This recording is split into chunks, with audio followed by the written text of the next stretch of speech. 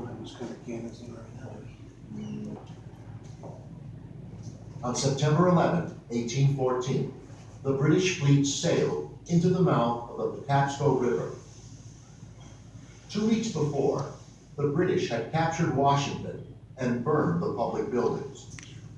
Now they planned a worse fate for Baltimore, a city they called a nest of pirates.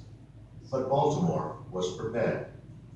Fort McHenry had been strengthened, and several gun batteries supported Fort McHenry in guarding the harbor entrance.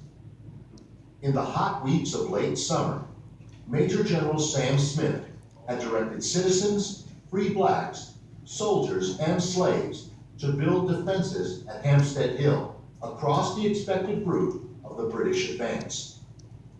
People gave money and supplies, and militia poured into Baltimore.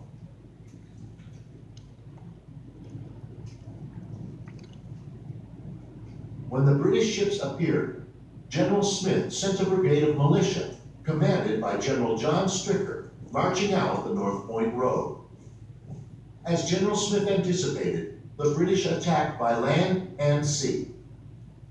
On the morning of September 12, the veteran British soldiers stepped ashore at North Point and began marching toward Baltimore. As a last defense measure, the Americans began sinking merchant ships to block the harbor. Halfway to Baltimore, the British advance guard encountered a party of American riflemen, and in a brief skirmish, their commander, Major General Robert Ross, was killed. Continuing their advance, the British struck the main body of the American forces. The Battle of North Point raged for 2 hours. Colonel Arthur Brooke directed British regulars to the American left, causing half the militia to withdraw in confusion. But the American right and center stood firm, and the remaining 1,500 Americans held against the advance of 4,000 British for over an hour.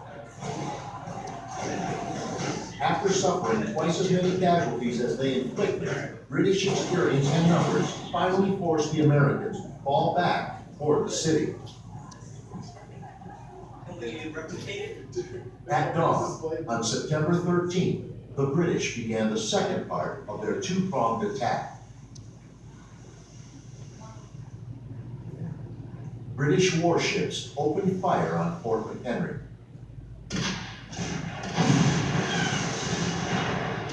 All day, the Americans endured the bombardment, but the rain of bombs and rockets did not weaken the fort. When the British ships moved closer, Major George Armistead ordered the fort's cannon to open fire and drove them back. Meanwhile, on land, the British Army marched toward Baltimore. At Hampstead Hill, the British were stopped by the strong American earthworks and the 15,000 men behind them. Soon after midnight on September 14th, the British Navy made a desperate attempt to create a diversion that would assist the Army and break the stalemate. They hoped to land and attack the fort and the other harbor defenses, while British soldiers with fixed bayonets stormed Hampstead Hill. Under the cover of darkness, British Marines and sailors in longboats rowed with muffled oars up the ferry branch past Fort McHenry. Their attempt failed. In the stormy weather, many of the longboats became lost and returned to the ships. Cannon fire from shore batteries caught the others in the water.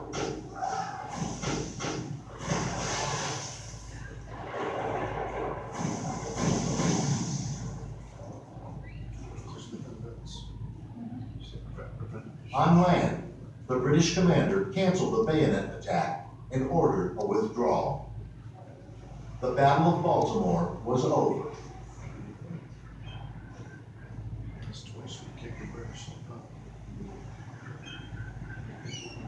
Standing on the deck of a truce ship returning to Baltimore, Francis Scott Key saw his country's flag flying over Fort McHenry. Baltimore had been saved.